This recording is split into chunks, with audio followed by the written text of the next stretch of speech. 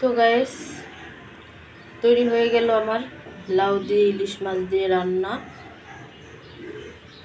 তো লাউটা সবারই পছন্দ, কারণ লাউ সবাই খায়, সবারই প্রিয়। আর যদি হয় ইলিশ মাছ দিয়ে তাহলে আরও ভালো লাগে। আর আমরা আসসালামু আলাইকুম, welcome back to my channel. কেমন আছো তোমরা সবাই? আশা করি ভালো আছো। আল্লাহর রহমতে আমি অনেক ভালো আছি। তো গাইস, চলে আসলাম রান্নার রেসিপি নিয়ে। তোমাদের মাঝে রান্নার রেসিপি শেয়ার করব সেটার জন্য।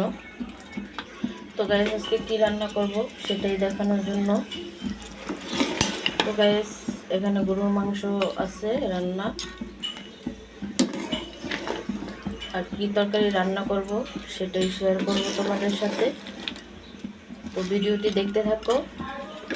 আর যারা আমার চ্যানেলটি নতুন দেখতেছো তারা অবশ্যই দেখা শেষে একটি লাইক আর একটি সাবস্ক্রাইব করে দিবে। তো গাইস, তরকারি রান্না করার জন্য এখানে আমি পেঁয়াজ ভেজে ফেলেছি। তো এখানে আমি আদা রসুন অ্যাড করব।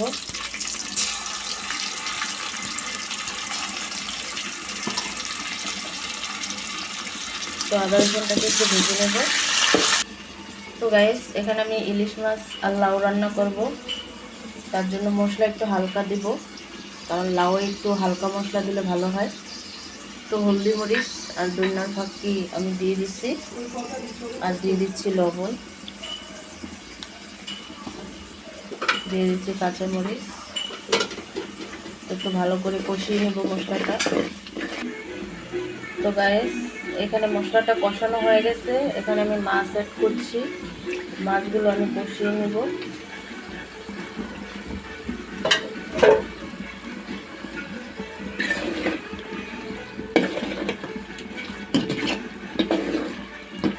তো একটু ভালো করে মশলার সাথে মিক্স করে নেব মাছগুলোকে। তো গাইস, মশলা কষানো হয়ে গেছে। এখানে আমি লাউটা অ্যাড করব।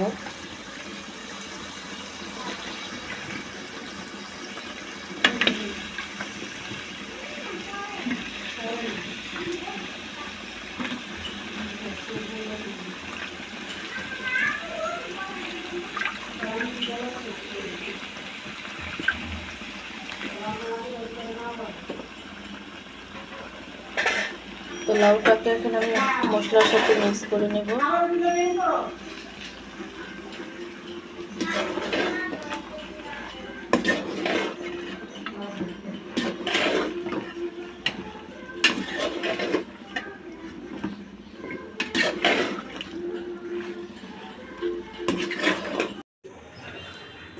তো গাইস, তৈরি হয়ে গেল আমার লাউ দিয়ে ইলিশ মাছ দিয়ে রান্না। তো লাউটা সবারই পছন্দ, কারণ লাউ সবাই খায়, সবারই প্রিয়। আর যদি হয় ইলিশ মাছ দিয়ে তাহলে আরও ভালো লাগে। আর আমরাও লাউ অনেক পছন্দ করি।